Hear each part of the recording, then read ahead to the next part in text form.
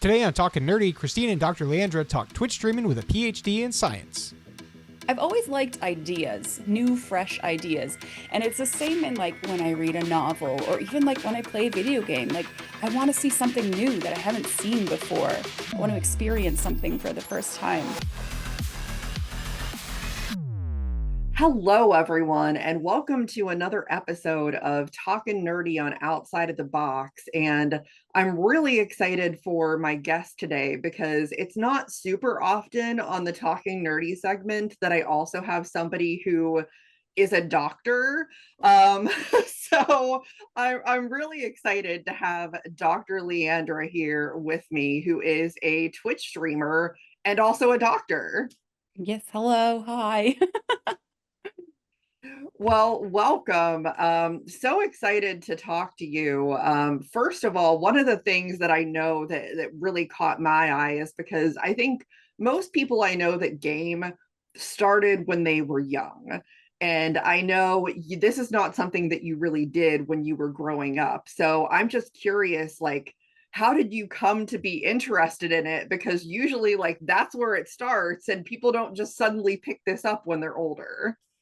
Right. I mean, I was always interested in video games. It was just that my household, and I don't mean this as like any sort of diss on my parents. My childhood was good, but it wasn't one that had video game consoles or had games on the computer. It just wasn't something available to me. But that being said, my uncle was very into video games. So whenever we went over there, I was like, "Hey, what you got? What's new?" And he had like he had like this whole setup in the basement of his house that was just like his gaming space. And I was like, "Let's go there and see what's going on." Um, so I think as soon as I reached the point in my life where I could buy myself a console, I did like I purchased a Wii. Like that was the first video game console I bought for myself. Um, and I was like, all right, I'm doing it now. I video game now because I can, buy my own things and this is it. I'm in. Now, given that you didn't, do a lot of that other than watching your uncle growing up, did you go back and play any of the old stuff that you maybe missed out on before you were able to buy your own console? Then, no, that's kind of what I'm doing now. I always, I guess before streaming, all of my gaming was on like current gen. This is what's available to purchase now. Like I didn't play with any emulation. I didn't seek out older consoles or older games until I guess the last like 3.5 years ish. Yeah. Yeah, I mean, it's there's a lot of cool stuff. So it's always cool to go back to, but I think honestly, like I was always that way for a period of time that I would play whatever was out. And even though I did grow up with video games, I didn't really seek to go back and play any of that stuff. But I think now as an adult, I do, just from a nostalgic perspective, to be like, Mm. hey, that was something that was really cool. And I remember how I felt the first time that I played that. So it's kind of funny how that works. Now, as far as streaming goes, because, that was something that I'm sure came later, what made you decide to start doing that? Because that's a pretty big leap from playing. So just curious. Sure. So I guess I started streaming when I was unable to work. So I live in a country that is not my home country. And a part of that, the whole immigration process is dealing with the bureaucracy of being legally allowed to have a job. So I spent probably close to 3 years um, being unallowed to have income. Um, and I mean that's the process. I'm sure it's very similar in a lot of countries. I'm not trying to like be negative about where I am. Obviously, that was a choice that we made, but I just had a lot of free time. So I was like, hey, like Twitch is cool. This is a cool thing. I have time. I'm gonna play video games. Maybe I play video games and some people come hang out with me, and that's cool. So like I didn't start on any sort of regular schedule. I would just like dip in to Twitch like a couple times with random stuff, and sometimes my immediate group of friends would come and hang out, and it was for no one else really other than like a little bit of company while I'm playing video games. And so that's how we started. That's how I started, at least. Now, you've managed to build up quite a following on Twitch, because you said that it was a slow start, but what do you think that, you've been able to do in the time since you started to be able to have, so many people following you and jumping in on your streams? It's a weird thing, isn't it? I mean, and Twitch is quite unpredictable like that, I would say. But a definite major transition was like me deciding I'm going to have a schedule and I'm going to be here XYZ day each week at a specific time, and I'm going to have a schedule for the games that I'm going to play. So then if people like popped in and found me, it was easy for me to say like, oh, like if you want to hang out again, I'll be here, I'll be here Wednesday. Come back Wednesday, we'll do more of this. Um, so that was a big part, like having a regular schedule, and then also just exploring the Twitch space, go around to other streams, find other people with like interests who are similar to you, and make friends with them, because then maybe like their community it will be people that also want to be your community and come see what you're about as well. Um, so that was kind of like the transition, I guess. Yeah, but be regular, make friends. Exactly. Networking is key. So you're definitely a creator after my own heart, because that's the main thing of what I do. But tell me a little bit about the because obviously like my channel is primarily, a STEM based channel, and so the fact that you have a, scientific background really intrigues me. Tell Mm. me a little bit about that. Okay, well, I'll tell you a little bit about that. So I guess I always wanted to work with animals. I was always interested in animals from like childhood. So when I went to university, I did animal biology with maybe the thought in my mind of like vet, maybe I'd be a vet. Obviously, I did not go that way. I'm not a vet. But I think going deeper into that, like classes get more specialized in third year, fourth year university, right? And I took a lot of nutrition courses, and I was like, hey, I like this. I like this is interesting. I'm interested in this. Um, so then I started looking at master's programs associated with nutrition, and then also the PIs who taught those nutrition courses that I was so interested in. And it just kind of, I don't know, it just kind of happened. Like a PI had funding and a topic that was interesting to me. And I was like, hey, I could do that. Like I'm a person that could do that. And then a master's turned into a PhD, and that's kind of it, I guess. That's still really cool. I mean, I'm definitely a lifelong learner, and if it wasn't for those dreaded student loans, I'd probably just go to college forever.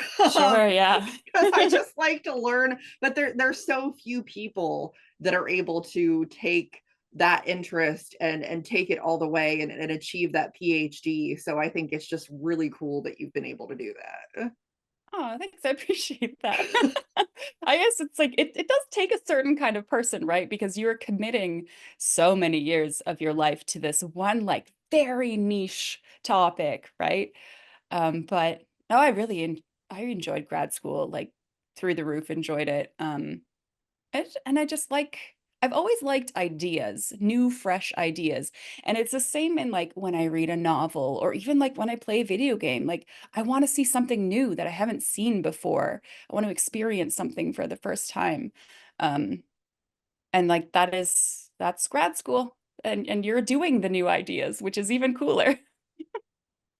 Now, speaking of new ideas in video games, since you brought that up, I'm just curious, has there been anything lately that you've played that has been like, wow, like a revelation to you? Um, okay, well, so I feel like I play a lot of Final Fantasy. I recently finished my last mainline Final Fantasy game, which I'm like upset about because there's no more new Final Fantasy for me.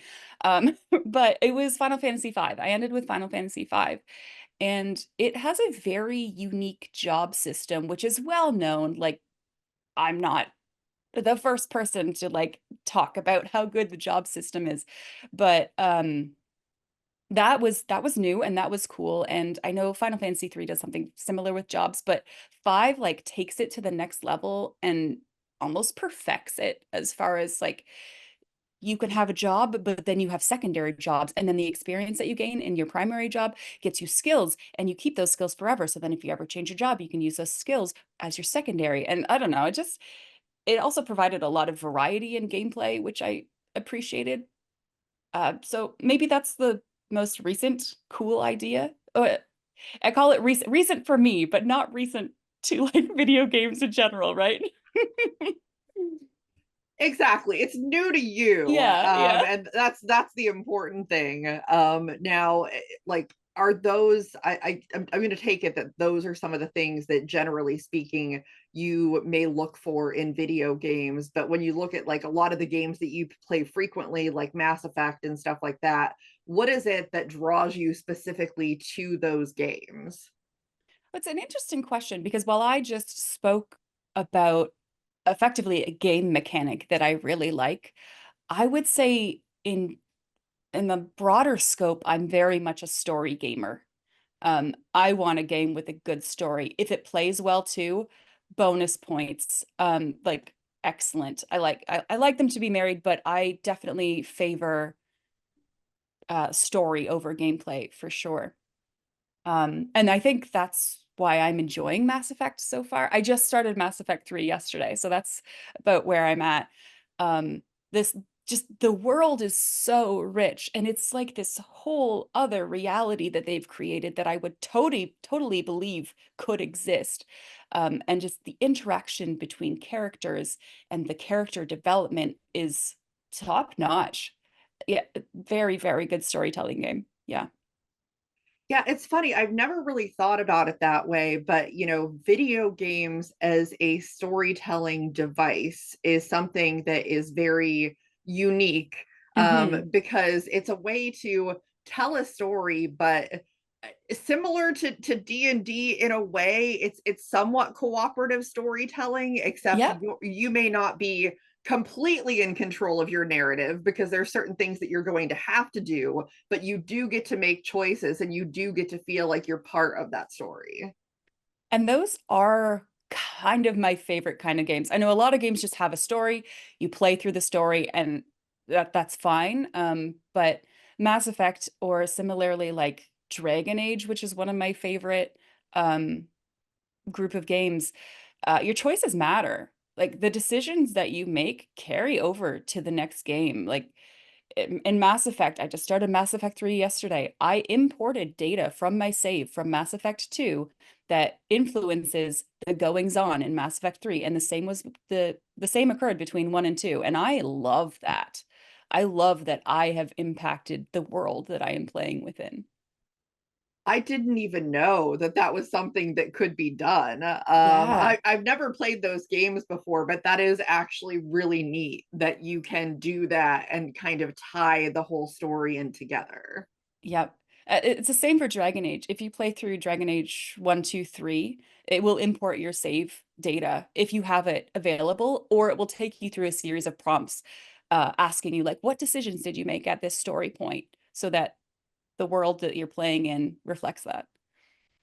Oh wow, that's really neat to know. I mean, granted, that those are the kind of games that I think, as a person who's very into gaming, I like to watch other people play. I like to, see what they're doing and kind of try and put myself in their shoes, but I Mm. find it hard to play those games myself, because I don't feel like I have enough control. So Oh, okay. I always have to play the sim games, like simulation games where I'm like, I have all the control and I can Yeah, do fair. whatever I want. Um, But yeah, no, that's actually really neat. I think that I saw that you had played the new Star Wars game recently as well, maybe. Yeah, I am playing it. I'm trying something new with that game. This will be the first game that I am recording my gameplay for YouTube and not streaming it, which is a totally different vibe. And I mean, I've kind of soft committed to it. I'm not sure if I'm going to do the whole thing. We'll see how it performs. Or if, yeah, if people are interested, I don't even really know. Um, I'm a big Star Wars fan. I'm a big sci-fi fan. Like that's a lot of what I read. I'm a sci-fi fan. Star Wars is up my alley. I love open world games. So yeah, I knew I was going to want to play Star Wars Outlaws. I knew it. I have an interesting sci-fi based question then. Okay. Is there any sci-fi property, whether it be a movie, TV show, book, that is not a video game that you think would make an excellent video game? Oh, shoot. That's a good question. Um, or even maybe like what world do I think is cool that like would be neat to be within in a video game? Um, okay, have you read Old Man's War by John Scalzi? It's not new. I have It's not. okay. I don't know what it's. I think maybe from the 80s. Um, I think that would make a cool video game because the idea of the book is that when humans get old, like, I don't know, 70, 80, they take their consciousness and place them within a genetically modified body that's like superhuman. And then it is these superhumans that they send to defend the galaxy effectively and like interact with other species, other alien species. And I think that could be really cool as a game. Like imagine you becoming one of these superhumans and you get to design like what genetic upgrades you have and like what you're really good at. I think there's space for customization in there. And then you go and like save the galaxy from all the mean aliens. That would be cool. That would be pretty cool. Having never heard of it, I'm like, oh, now I guess that's something that I need to check out because it sounds really interesting. It is a Uh, series. I'm currently reading the third book, but I think there's five, maybe five or six. Anyways, I really like John Scalzi as an author, period. So I'm having a good time with it. well, that's awesome. You kind of already, with talking about what you were doing with Star Wars, maybe alluded to something there, but I was going to ask, like, do you have any plans in the works for different things that you want to do with your channel, or maybe things that you hadn't done before, either to grow it or just to do something different to make it interesting? Yeah, I feel like I'm in the middle of that right now. So I'm a member of the Twitch Women's Guild, and as a member, we have the opportunity to be featured on the front page. And I was featured for the month of July. So I really sat down and was like, how can I maximize this opportunity? Like, how can I get the most out of this?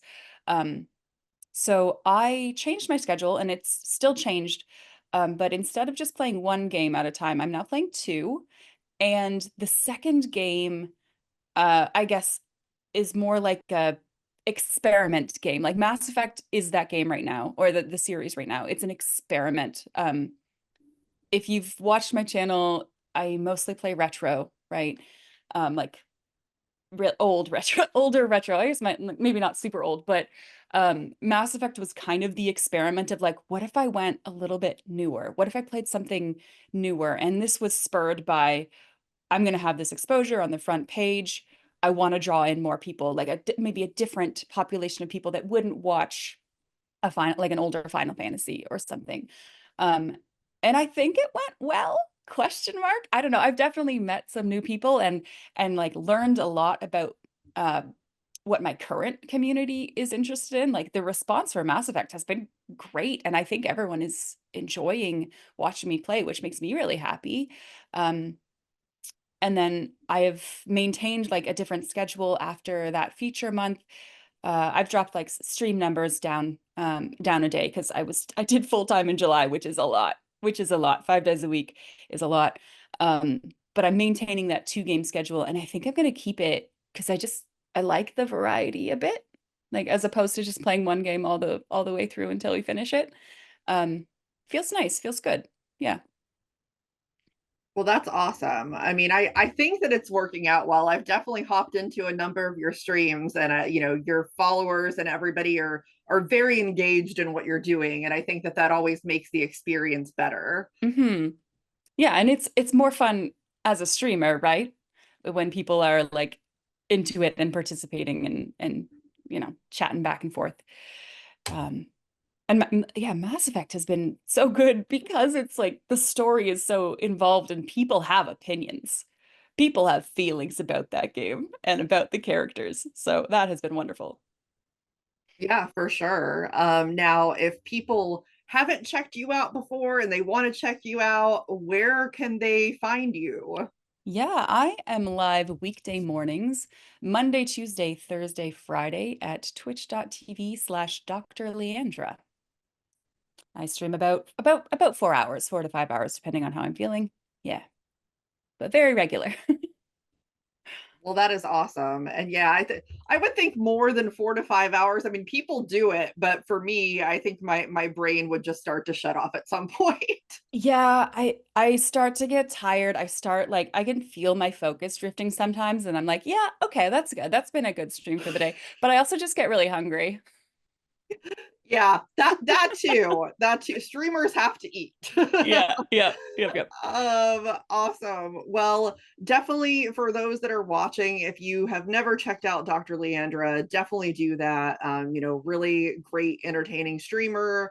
And as far as this show, please continue to check out this channel, like, subscribe, click all of those buttons, follow, comment, all of that good stuff. And we will see everybody next time on the show.